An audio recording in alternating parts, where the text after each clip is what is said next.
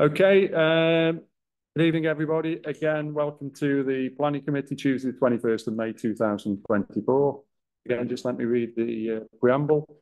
This meeting has been recorded and will be uploaded to the Biddulph Town Council YouTube page. The aim is that decision-making should be transparent and in the public domain, which will involve more of our community and local democracy. By being in this council chamber, you are consenting to being recorded and your image being added to YouTube. The images and sound may be used for training purposes. Any views expressed are the speaker's own and do not necessarily reflect the view of Biddulph Town Council. Please view the guidance on recording and public meetings policy if you need more information. So the first item on the agenda is the election of a chair and deputy chair. So, Councillor Hawley. Right. Before I sort of make a nomination, I'd just like to say something. It's basically what I would have probably said at the last meeting, but I was afraid that I was suffering from COVID and couldn't attend. Anyway, after 10 years in the chair, I've decided to stand down. I'd like to thank all those councillors who served on the committee for their help and assistance over that time. I would also like to thank Sarah and Angela for their help in processing the plans. Obviously, the main achievement has been the production of the Neighbourhood Plan and the Neighbourhood Development Order. Again, I'd like to thank those councillors, past and present, who contributed, and also those members of the public who served on the working group. I'd also like to express my thanks for hard work to Sarah and also to Hannah Barter, who basically, when we were sort of, I think, treading water, came in and drove us forward. And she contributed so much to the plan. And so I'm coming to my nomination. I'd like to nominate Councillor Jim Garvey for the chair of planning. Chair. Seconded by Councillor Jackson. Do we have any further nominations? No, could we have a show of hands? Councillor Garvey. Mr. Mayor, I'm not actually on this committee, but I'd just like, if I could actually just say thank you to Dave Hall for everything he's done in the chair, not just going into his professional manner, because I was one of the few councillors in the room, unfortunately, was there on day one of the Neighbourhood Plan, where we sat there with a blank piece of paper and a pen in his hand saying, where do we start? And then he's brought it through to where we are today, getting it passed through government. So congratulations for all the hard work you've put in over the years. Thank you, Dave. Congratulations. I echo those comments. I'd say thanks a lot, Dave. Please get less manslaughter, but it's a really riveting subject, planning, isn't it? So thanks for all of your hard work moving the planning committee forward as well. Thank you. I note that I don't have to ask that. It's been put onto the public record, so that's fine. So at this stage, I would like to hand over to our new chair, Councillor Garvey, to continue the meeting. Thank you. Thank you, Mr. Mayor. Thank you. The second part of the item 99 is the election of a deputy chair. Do you have any nomination for deputy chair? Yes, I'd like to nominate Councillor Hopkins, please. Do you have a second for that? Okay, Councillor Salt. Okay, do we have any other nominations before we take a vote? In that case, can I have a show of hands for Councillor Hopkins? Councillor Hopkins, you are duly elected as deputy chair. Welcome to the second hot seat. Thank you. And I'm sure I would also make a fine too. I would also at this point just like to also put my personal thanks on record for the work that Councillor Hawley's done over the last 6 years that I've been sitting on this committee, my tenure in the council chamber. So thank you for an excellent job and also for your work in preparing the planning applications for this meeting. Thank you very much. Right. Moving on to item 100. Apologies. Do you have any apologies to your officer? Just Councillor Jones that I'm aware of. Okay. Okay. Please hop along home, I see. Okay. No problem. Moving on to 101. Declarations of interest. Do you have any disclosable pecuniary interests and dispensation? No. Any other interests? Apart from obviously Councillor Jackson's acute interest in planning. Okay, thank you. Right, moving on to the minutes of... To approve the minutes of the planning committee held on Tuesday, the 16th of April. I believe you've already been through the town council and been approved by town council. Are we happy just to, having seen them in the pack, to approve those? Yeah. Show of hands, everyone. Yep, right. They are duly approved. They're on my way to the sign. Please. Okay, thank you.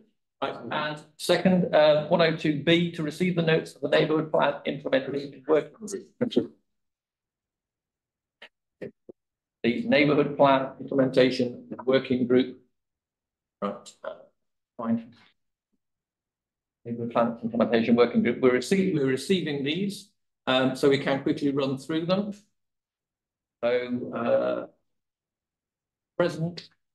Welcome and introductions, 2 declarations of interest, 3 apologies, 4 to discuss the terms of reference for the working group, 5 to consider priorities for the next 12 months, report development of an action plan, 6 date of the next meeting. We're receiving those, so they need to be moved by somebody who is the chair of that meeting. I'll move them, Mr. Chairman. Thank you. Moved by, do we have a second for that? Who else was in the meeting? Councillor Rogers, you were in the meeting. Okay, I'll say so. I'm not on this committee though. No, you can't vote, but I think you can. Okay, second it. Okay. In that case, are we all happy to receive those? Show of hands, please. Those are duly received. Thank you. All right. Moving on to standing agenda item. Are there any proposed sites for local listing? Chief Officer, have we got any sites put forward or No new sites at the moment. No new sites? Okay, right. So just give me a quick second just to initial these and done.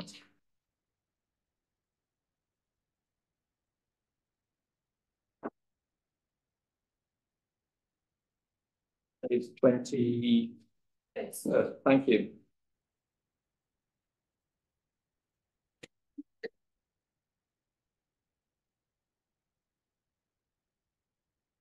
Okay, right. Moving on to the first new planning application.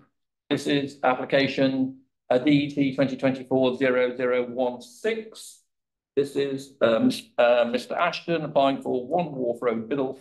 An application to determine if prior approval is required for a proposed change of use from commercial, business and service, that's Class E, to a 3-bedroom dwelling house, that's Class B3.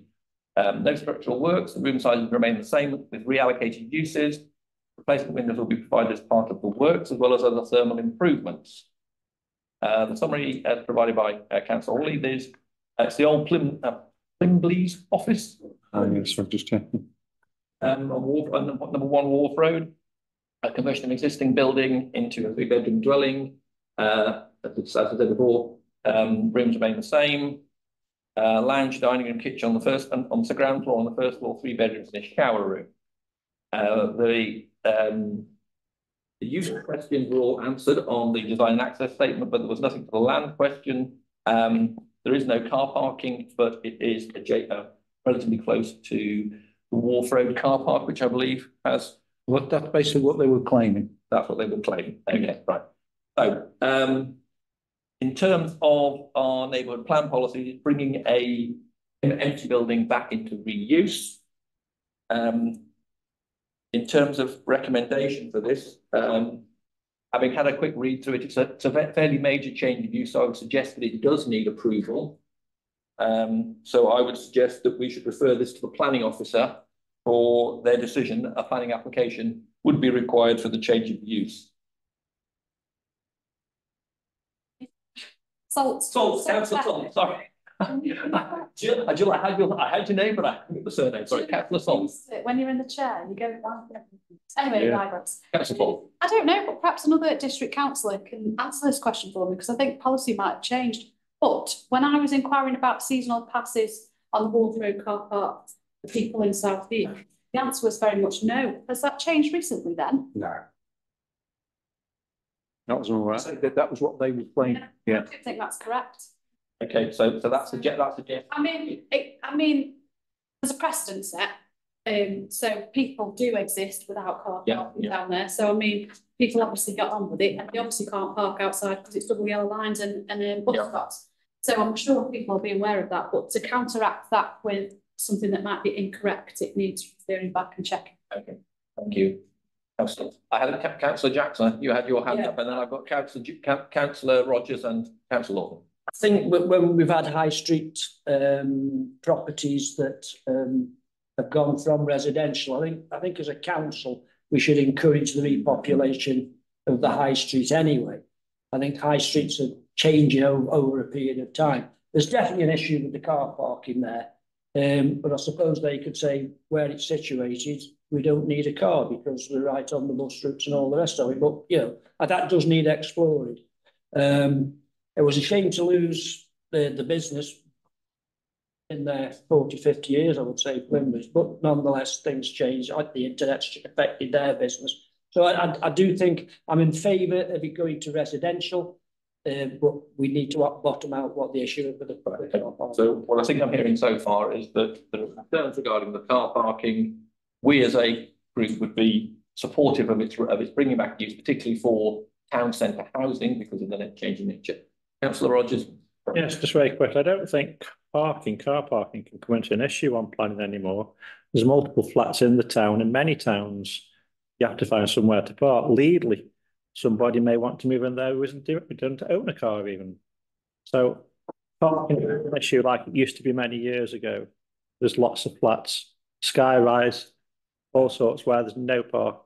I think you'll find that actually parking is an issue because there's a minimum requirement for new builds. On new builds, this is a change of use, and therefore it will come under that. Probably come underneath. As I say, there's multiple flats in this town that have no parking either. I think that doesn't change at the moment. The current proposal to refer it to we recommend it does need a planning application, but to refer it to the planning officer, Councillor Lawton, and then I've got Councillor Smith. More a question than a statement. Years ago, that property was residential, as well as the adjacent one. That's remained residential for many years, hasn't it? Does that carry any weight in supporting this proposal to return it to residential? An interesting question. Not certain one that we can answer, but I think at the moment the general feeling is that we would be supportive of its conversion anyway. Right. Councillor Smith, and then Mr. Mayor.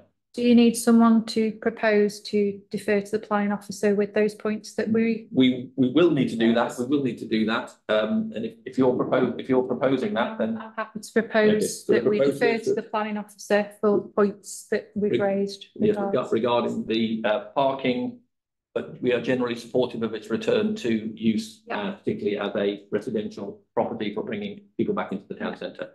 Councillor Yates, Mr. Mayor, did you have a point? Yes, I was going to support the Deputy Mayor. In the dim and distant past, it was effectively what you consider as a accommodation over the family shop, so to speak, which happened in insurance seller. So, and it's to return it to accommodation, you know, family accommodation, a family house, would only to standardise the street, and the street is off the main high street. So in that respect, it doesn't not fit in with the existing streetscape, and it is prime for renovation. I would suggest that any renovations, especially with the replacement of windows and things, are sympathetic with it within the neighbourhood, but I would not stand in its way of going back to a residential property at all. So at the moment we have a proposal that the recommendation is that it would require, we believe it would require approval and referring it to the planning officer for that decision, subject to the concerns regarding parking and sympathetic development. Do you have a second for that? Are you seconding that, Councillor Salter? Or even... I'm not concerned about parking. No. I'm concerned that they've mitigated the parking issue with a statement that might be true. Right. Okay. So we're querying the use of permits or what were they saying? Seasonal parking passes, but from its location, we're not concerned regarding parking. Okay. Right. So I have this as a proposal. Can I have a second for that? Okay, thank you. All in favour, please? Any against? Any abstentions? Okay. So moving on to planning application for number 1 John Street, a change of use for the ground floor from its restricted Class E gallery and studio to Class E retail with no external alterations. This is item number 0175. I'm going to have to declare an interest on this because this is being referred to the licensing subcommittee on which I will be sitting, and therefore, when we come to the point of voting, I will leave the room. So Councillor Hopkins, you'll have to take the chair very briefly for that, if that's okay. I can't be, because of the potential conflict of interest for the licensing debate. I told you wouldn't be needed. Yeah.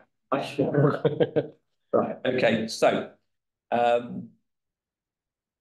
change of use from currently restricted Class E picture gallery to a full retail application with effectively a 7-Eleven store. Right. Councillor Hopkins, can I pass this over to you? I will leave the room for the debate. And the record note that I have left the room due to potential conflict of interest. Right. But we'll come back to me when it's done, please. It was summary as a change of use of the ground floor from its restricted Class A use, picture gallery and studio, to use Class EA retail, no external alterations,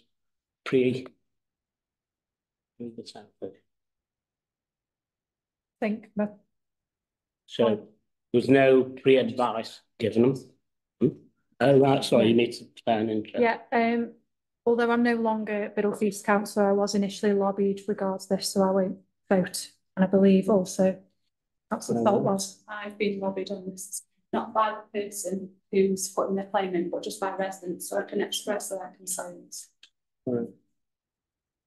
So this has been, sorry. Yeah, I was just going to say, I mean, from what I can gather, they had submitted a proposal which had got longer opening hours, but I think because of the objections, they've actually shortened the opening hours. They're still going to be open 24/7, but basically they've shortened them from 7 in the morning till 10 at night. I think they were longer than that prior to that, but I think there was quite a few objections to it. So that's why they've gone for shortening it. I mean, basically what you've got is a commercial premises there, and it's reopening it.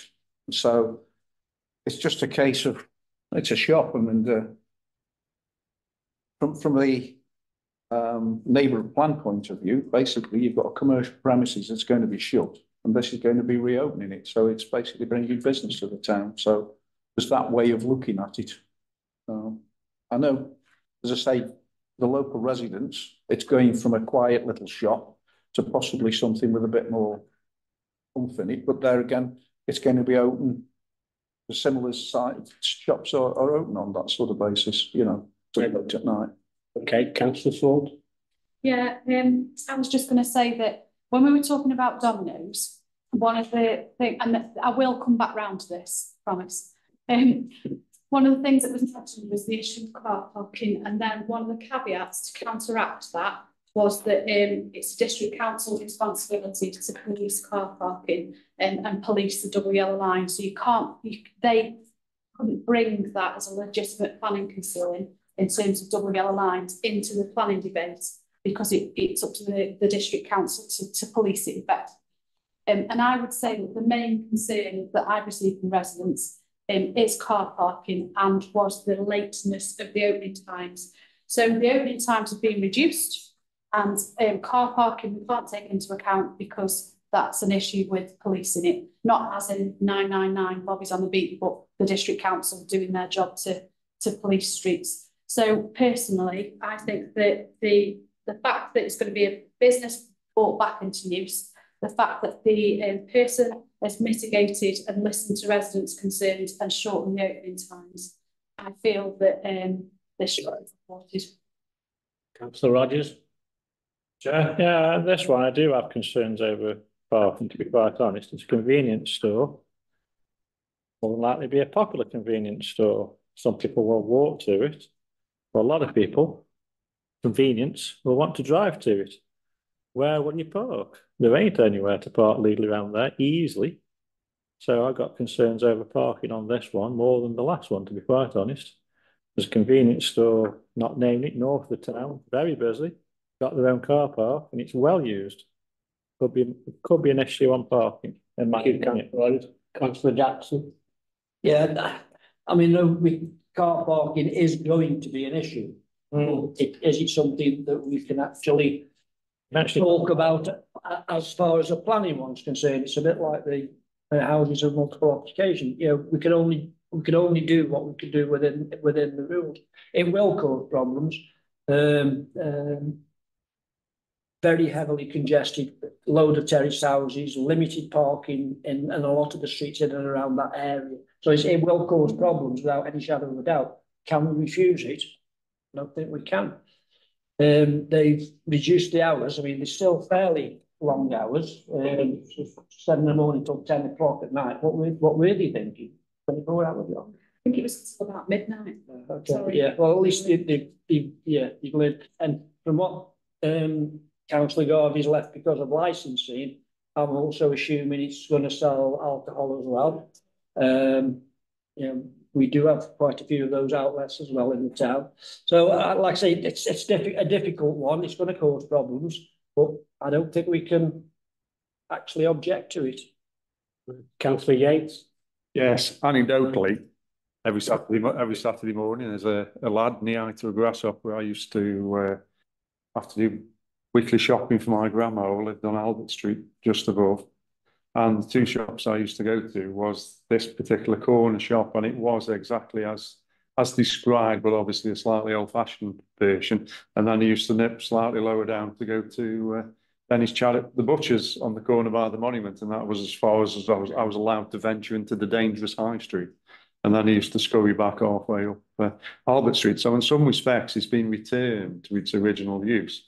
Yeah, absolutely right. The extended hours will cause potential issues, but in some respects, there's not that many properties directly adjacent to it. There is a degree of separation in some respects by the alley on Albert Street side and the fact that the monument's in front of it.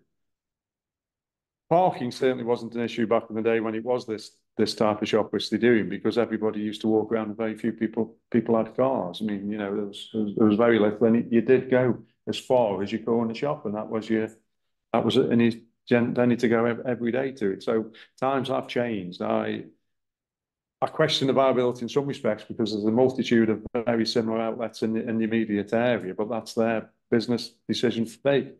But I do honestly think there is a struggle to find a legitimate planning reason to stop it from being effectively what it isn't and what it has been. I think the licensing is a potentially different issue, but that's not for this committee as such. Councillor Hawley? Yeah, just to move things along, basically, I would totally agree with what Nigel said, but there's no valid planning reason for actually refusing it. And so on that basis, I would say that we sort of recommend approval, but we do have concerns about parking. Right. So, do you want something to be to say it is big? Yeah, I propose they say we recommend approval because we can't see any planning reasons to refuse it, but we do have concerns about parking in the area. Right. So, does anybody want to second that? I'll check that. Councillor Jackson. So, can we have a vote? That's it, I think. Anybody against?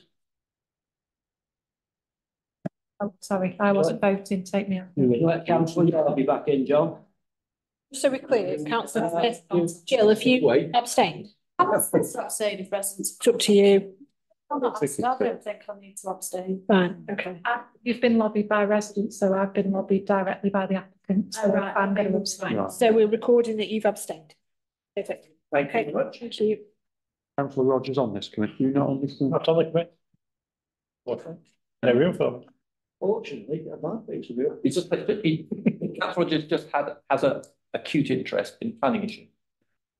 Like The only one. right, okay, moving on to SMD 2024 0156, Hammering Farm, Congleton Road, Mow Cop, proposed demolition of existing domestic store buildings in erection of a new attached garage, a home workshop, utility, rear entrance, door come gym with ensuite annexed above, placed on existing porch with a new bay window, extension of hard stone of existing drive to vehicular entrance gate.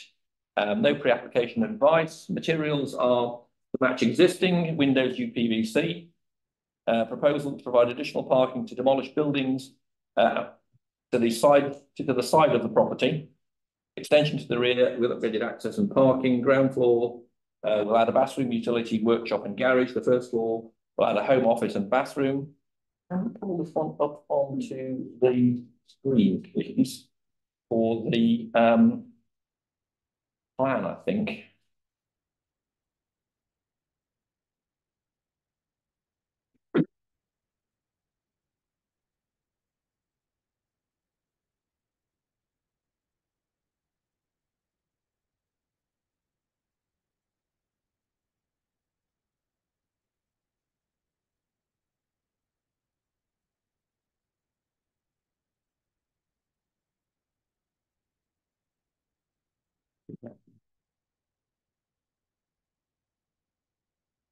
Looking No, Chair, I haven't been anywhere near it. Okay, right, okay.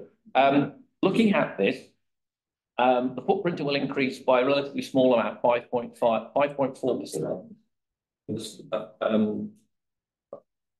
is the correct one, isn't it? Right. So essentially, what they're doing is demolishing. If we can, I'll just move that a bit further and see where the outline building is in red at the bottom here. Just a bit further down the page. There you go. So there are adjacent buildings are being demolished, and then the existing property is being extended quite considerably. There's apparently no extension since 1907, according to this. My concern with this is that they appear to be replacing outbuildings, which are separate to the property, and from a floor space area, effectively transferring that to the main building. Now, I'm not sure if that's overdevelopment of the existing property, if you can actually effectively balance out outbuildings against the main property. So I would be concerned for overdevelopment of the existing property, discounting the demolished buildings because they're not part of the main building that's being extended. Yes. Comments were made. I mean, basically, that footprint increase and floor space decrease, it's got to include the demolished buildings. Otherwise, it's going to be. That's what that's the figures that they've quoted. Yeah. So, looking at the plans, yeah, potentially you're virtually doubling the size of the, yes, the existing house sort of part of it. Yeah. As I say, that you've got the existing bits that they're demolishing.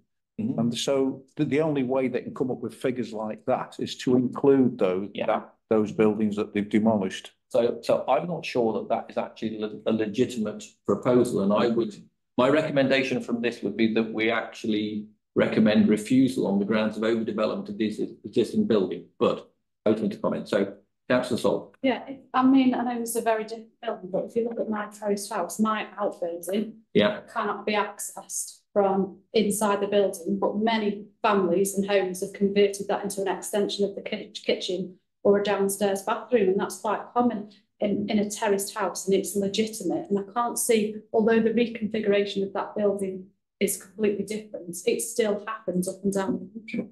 I would, if in counter to that argument, I would suggest that because it's actually integral to the structure of the building and not separate to the structure of the building as these are, it's like having an integral garage that isn't accessible from your house initially, a door put in the back of it and it knocks through, and then it becomes part of the structure of the building.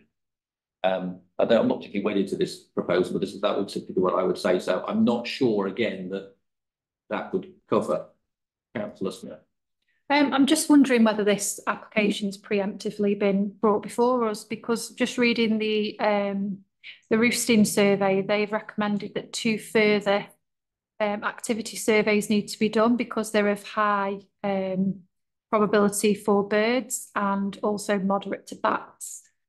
So can we proceed on as far as that if that survey has not been completed in full? So are you expecting a counter proposal here that you're suggesting that we should recommend refusal until the deferment have been? I'm recommending that we look to give the advice to defer it until that ecological survey has been completed. That does sound like a reasonable point, bearing in mind, as you say, that the So the end of this report, is it recommending that? Yes, 2 further activity surveys be carried out. Yes, councillor Hawley.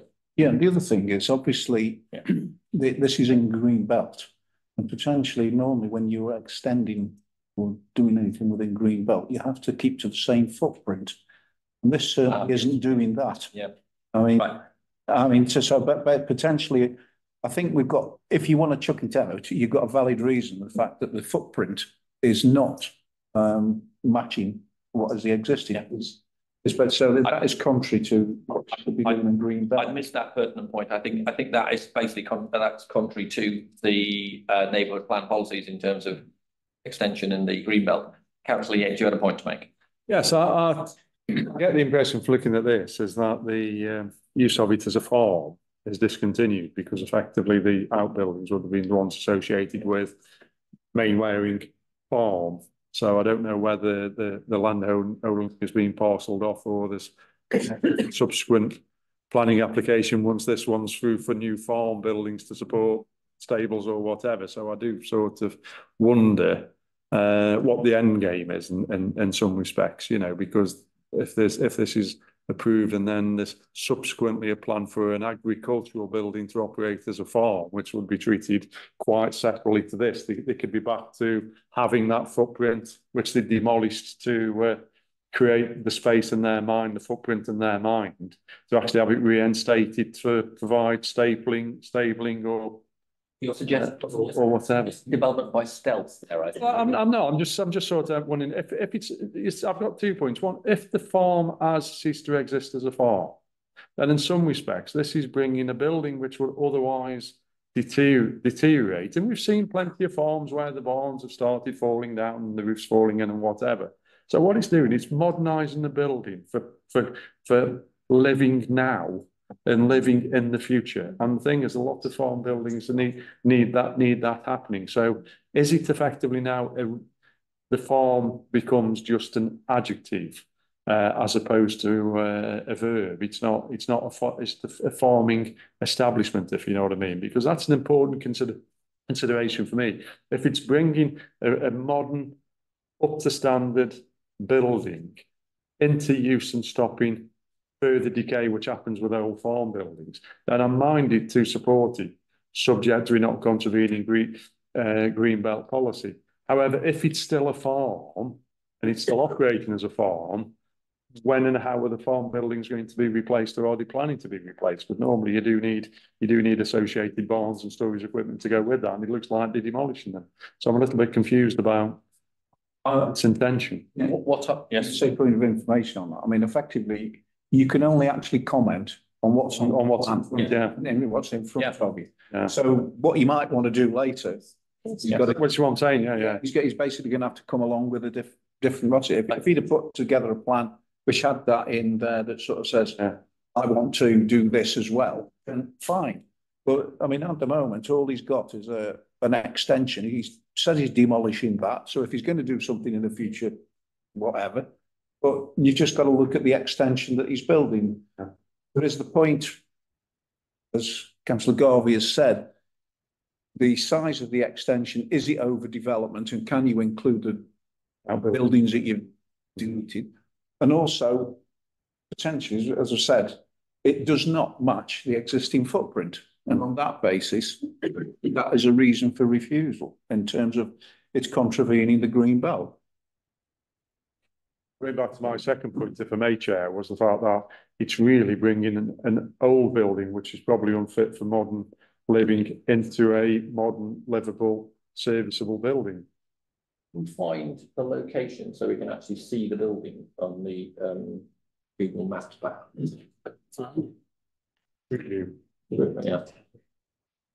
where is it? It's on. Chair. Yes. If you haven't got sufficient information to make a recommendation, then my suggestion to you would be that you refuse it. Because just because you defer a decision doesn't mean the planning authority will do the same. No. They will take no decision from you. If you haven't got sufficient information in this because of the information that's still required from various different surveys,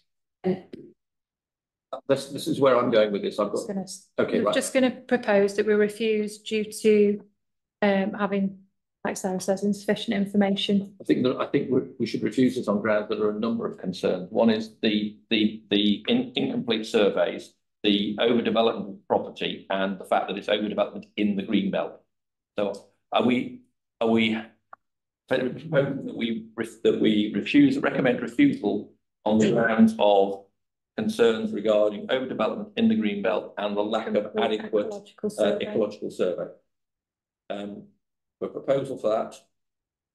Seconded by Councillor Jackson. Can we have a show of hands, please? All in favour? Do we have anyone against? Any abstention?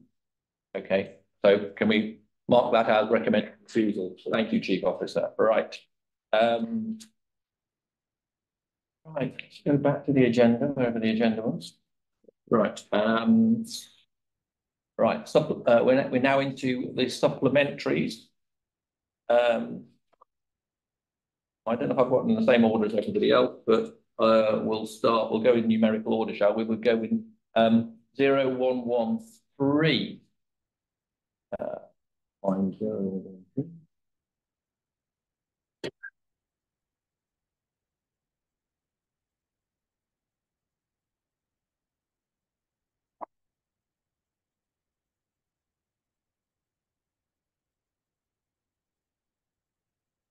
We call these up on the Okay. commentaries, and we're struggling to. So I'm sure we did this one at the last meeting, unless. Arranged. I think, yeah. This is the drop. This is the drop curve. Okay. So we did do this at the previous meeting. This is the revised plan. I think at the last meeting I did declare an interest because I know the applicant, his family. But I think essentially they just changed the design of we approved it last time, subject to it's obvious that you need to get the car off the road. Yeah. They've changed it now such that there is only one parking space, I think, rather than two. And they've changed the shape of the front garden. I don't think there's any significant difference in plan. Yeah. So that's. But to be fair, that'd be what my plans are. Sketch. Right. Yes, we have. Chair, considering we moved it last time. I would recommend approval. Yeah. So I'd recommend approval. We got a second for that. Yes, Councillor Salt. Can we have a show of hands, please? Okay, thank you. Right. So we're recommending approval for 113. SMD 2024-0200 application for the variation of condition 2 in relation to SMD 2021-0066. Change of ground floor proposal. This is developed. Right.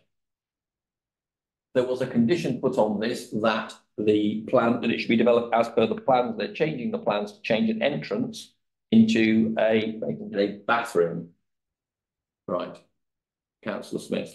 Can I just say, in the absence of Councillor Jones, the fact that they want to remove the render and return the walls to the original stone, Councillor Jones would definitely comment on that being a very positive point to this planning application. Thank you for that point of information, Councillor Smith. Yes, I believe that you're probably right, knowing Councillor Jones's aversion to render. However, we refused this last time. I believe we refused or recommended refusal because it didn't address the key issues. What they're doing now effectively is taking what had been an making it an extra bathroom. I think that's actually possibly making it worse. So I would recommend that our previous objections to this proposal stand, and we should recommend refusal once again.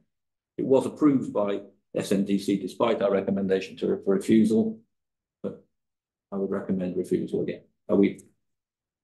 Want to second that? Oh, I was going to disagree with you because essentially on the basis that they actually we recommended refusal, but obviously the planners at Staffordshire Moorlands have probably got more planning information than we've got. They've approved it. And what we should be actually just looking at is sort of, you haven't got it on there, is actually the picture of his proposal, which shows that he's sticking a bathroom in the corner. Right, on this one here, so it's to that was an entrance in. That, basically, his addition is that bathroom isn't there on the original application. Was it missing completely on the original? No, but on the original Was that an application. entrance hall? Pardon? Was that an entrance hall in the It original? was just in an entrance hall, yeah. And I can't remember, if I remember rightly, where the door is to the bathroom, I think that was just an entrance, and they've stuck the actual two walls on and put a bathroom on there. That's the addition on the ground floor. That's the only change that they've actually done. And I'm sort of working on the basis, well, they've approved it at leak. Okay, we sort of said no, we weren't happy. But potentially they've obviously overridden us and sort of said it's approved. And so what we should be just looking at is basically that bathroom. Are we happy with the bathroom, or? Well, my personal view is that I wouldn't be happy with a further addition to the building, but I think one of our concerns was it was overdevelopment because it was a huge, all the extra, and not outlined in blue, is all new footprint.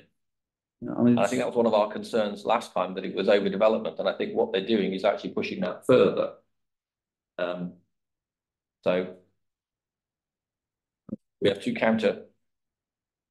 I'd be happy with it. I need to, personally, thinking about like future proofing, having a bathroom downstairs means that relatives can live in the home for longer rather than being pushed out into care homes. I'm not saying that's the desire here, but I think we need to start thinking about future proofing homes, and just, it's a tiny bathroom. It's not making a massive difference to the overall design of the building. I'd be happy with it, given that SMDC didn't refuse it last time. So I think I'm hearing a second to Councillor Hawley's proposal for acceptance. Yeah. I was proposing refusal. Did anyone want to second that? No one does. Then we have a proposal and a second. Okay, so we have a proposal and a second to do we want to recommend approval, or do we simply want to make no adverse comments on it? Adverse comments, basically. Okay, so no adverse comments, right? Okay, and in that case, another show of hands for those in favour of that. Show of hands for those against that. Chairman. Such is democracy. So that is recommend ordered with no adverse comments to the change from the original plan. 20 2024 204, which is Cloud Park, Farm Dial Lane, Congleton building extensions to front and rear of property, remove. Hang on, is that the same one? That's the same. Same one. Okay, so I think that's it. yeah.